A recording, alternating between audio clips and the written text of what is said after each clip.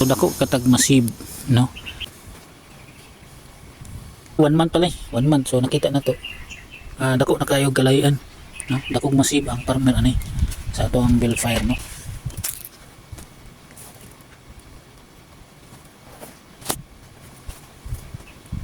Ang bill fire na to is na siya glufosinate ammonium and oxychloroquine. Ang kini mong kuan guys, glufosinate ammonium is contact herbicide, meaning contact ang maigo patay after 2 to 3 days automatic patay na siya. Plus kini dayong oxychloroquine kini. Ang oxychloroquine usa na siya ka contact plus pre-emergence, meaning pre-emergence pangpabawog sa mga liso sa sagbot, ni di na siya gitawag nga enzymes. Kana nga enzymes mo na gitawag og PPO.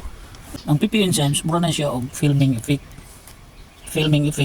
pag muhungaw ra na siya, kapundo ra na diri siya sa ibabaw sa ning yuta ng diri, napundo ra na diri ang oxychloroquine nara diri ang enzyme nga PPO tagatunga sa similya dia, sa similya sa sagbot, automatic paggawa sa similya masinagan ng gadlaw patay na siya, no? Nana ang function sa oxychloroquine. Tapos contact herbicide siya, so the more nga mapatay pa siya, tapos contact automatic patay. So ang mga sagbot nga kuan pareha ni after 1 month naning mahitabo niya, no? So kini siya patay ni siya, kaya nga to ang bill fire na siya double contact, meaning double contact. So duha ka herbicide na active ingredients ang mapatay sa automatic sa kuan sagbot. Kini siya mo ning carabao grass, no? Eleusine indica.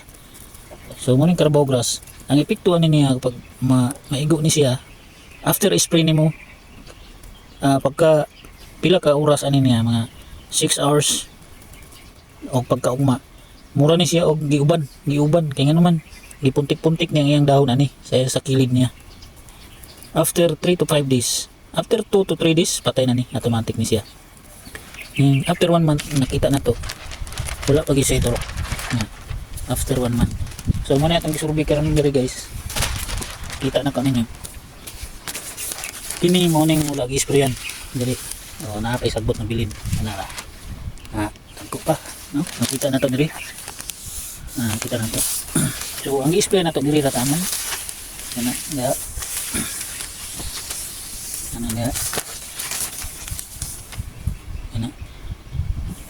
kini siya gid kuha na to ni bisag na kapayas, no?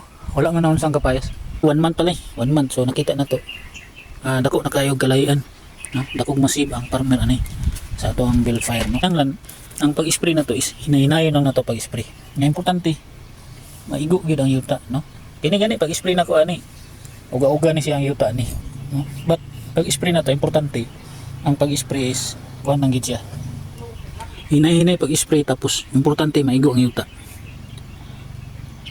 no? Kung mahimo ang yuta og ang lungsod 1 to 3 inches lang, no? Para mas effective ang kuan ato ang i-spray, no? Bill fire is double contact glufosinate ammonium plus oxychloroquine. Nanong ang uban ingon nga mahal man siya, no?